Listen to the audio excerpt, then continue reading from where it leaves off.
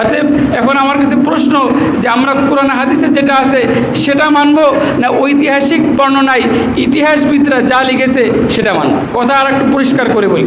দেখেন যে হজরত আলী রাদিয়াল্লাহু সহচর কিছু দুষ্ট লোক ছিলেন শিয়ারা, তারা সাহাবা বিদ্বেষী, তারা সবসময় সাহাবিদেরকে গালিগালাজ করেন। এখন তাদের হাতে যখন কলম যাবে তখন তারা কি সাহাবিদের ভালো কথা লাগবে না খারাপ কথা লাগবে? কথা বোঝেননি? সহজ একটা উদাহরণ দেন। যদি মনে করেন যে ছাত্র শিবির ছাত্রলীগের ইতিহাস লেখে অথবা ছাত্রলীগ ছাত্র শিবিরের ইতিহাস লেখে, তাহলে খুব প্রশংসা লাগবে, তাই না? কি বলেন? ছাত্রলীগকে যদি দায়িত্ব দেওয়া হয় ছাত্র শিবিরের ইতিহাস লেখার জন্য, খুব ভালো লাগবে? ভালো লাগবে নাকি? তাহলে শিয়াদেরকে যদি দায়িত্ব দেওয়া হয় যে তোমরা সাহাবাদের ইতিহাস লেখো, তাহলে খুব ভালো লাগবে না খারাপ লাগবে? এবং যে সমস্ত 2-4 জন গবেষক আলেম যারা ওই সমস্ত বাতিল বর্ণনার ভিত্তিতে সাহাবিদেরকে কলুষিত করতে চান, তারা ওই সমস্ত শিয়াদের থেকে বর্ণনা নিয়ে শিয়াদের ইতিহাস নিয়ে তারা নাড়াচাড়া করে। দেখেন যে সাহাবাদের সত্যবাদিতা, সাহাবাদের জীবন উৎসর্গ, এটা আমরা জানি। আজকে একটা আমি কথা শুনোই, সাহাবারা পাপের পরে অবস্থা কেমন ছিল। মুসলিমের রিওয়ায়াত, হযরত মায়েজ আসলামী রাদিয়াল্লাহু তাআলা আনহু, এই সাহাবী, ইনি শয়তানের ধোঁকায় পড়ে জেনা করেছিলেন।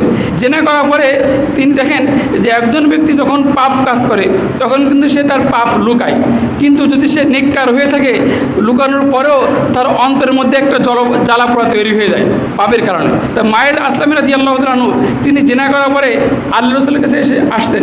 উনি জানতেন যে ওই সময় জেনের শাস্তি হচ্ছে পাথর মেরে হত্যা করা, এবং যেটা এখনও বহাল আছে ইসলামে। তো উনি এসে বললেন, ইয়া রাসূলুল্লাহ, আপনি আমাকে পবিত্র করুন। তখন আল্লাহ রাসূল মুখ ফিরিয়ে নিলেন। দ্বিতীয়বার আবার এসে বললেন, ইয়া রাসূলুল্লাহ, আপনি আমাকে পবিত্র করুন। আল্লাহ রাসূল মুখ ফিরিয়ে নিলেন। তৃতীয়বার এসে বললেন, ইয়া রাসূলুল্লাহ, আপনি আমাকে পবিত্র করুন। আল্লাহ রাসূল মুখ ফিরিয়ে নিলেন।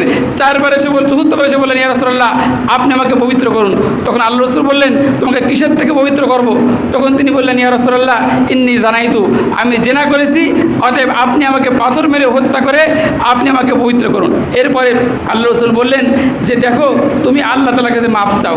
তখন তিনি একটু পরে আবার ফিরে আসছেন।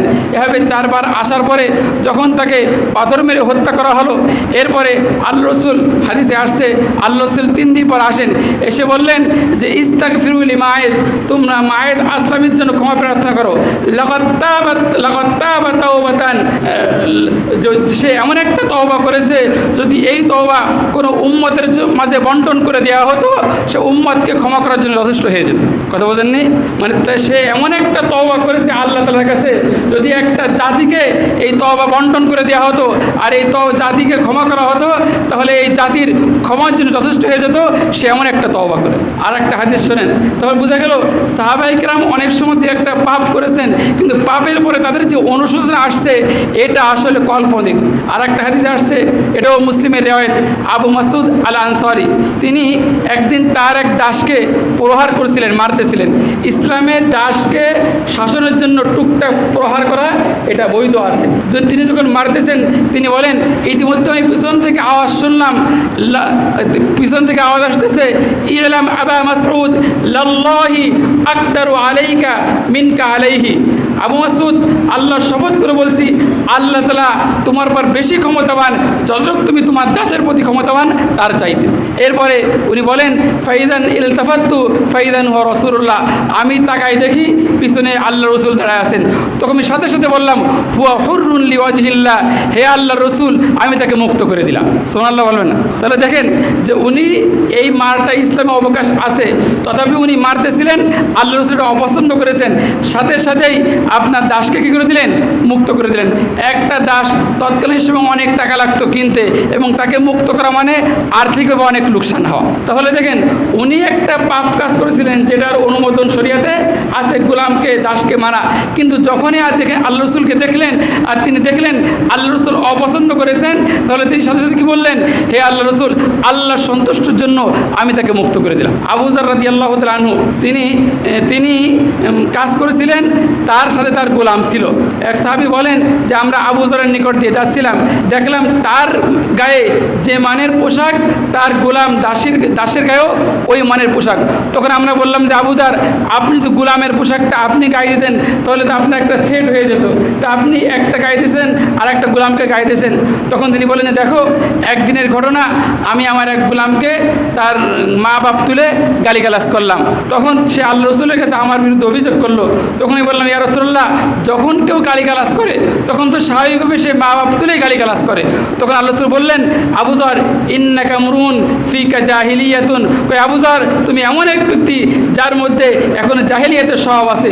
তখন থেকে আমি নিয়ত করলাম এবং আল্লাহ রসুল তখন থেকে বললেন, দেখো, তোমাদের গোলামকে তোমাদের অনুগত করে দেওয়া আছে, তোমরা যা খাবে তাদেরকেও তাই খাওয়াবে, তোমরা যা পরবে তাদেরকেও তাই পরাবে।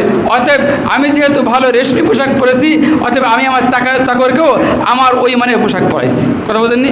অথচ আমরা সকলেই জানি নিজে যে পোশাক পরা হয় ওই মানে পোশাক দেওয়া কিনা জরুরি, যে কোনো নর্মাল পোশাক দিয়েও যেতে পারে, তথাপি শুধু আল্লাহ রসুল বলেছেন, এই জন্য তিনি পালনটা করলেন। তাহলে বোঝা গেল যে সাহাবায়ে কেরাম থেকে দু একটা ভুল ত্রুটি হয়েছে, কিন্তু ভুল ত্রুটি হওয়ার পর তারা যে তওবা করেছেন এই তওবাটা অসাধারণ তওবা ছিল।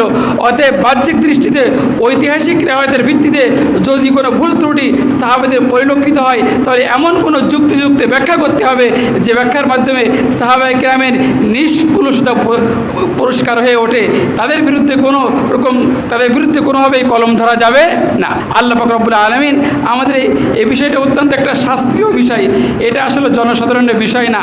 এরপরও একটু অনেক কৌশলে কথাটা বললাম। আল্লাহ পাক রব্বুল আলামিন আমাদেরকে এর থেকে যতটুকু বোঝার তৌফিক দান করুন। আমিন। ওয়া আখিরু দাওয়ানা আনিল হামদুলিল্লাহি রাব্বিল আলামিন।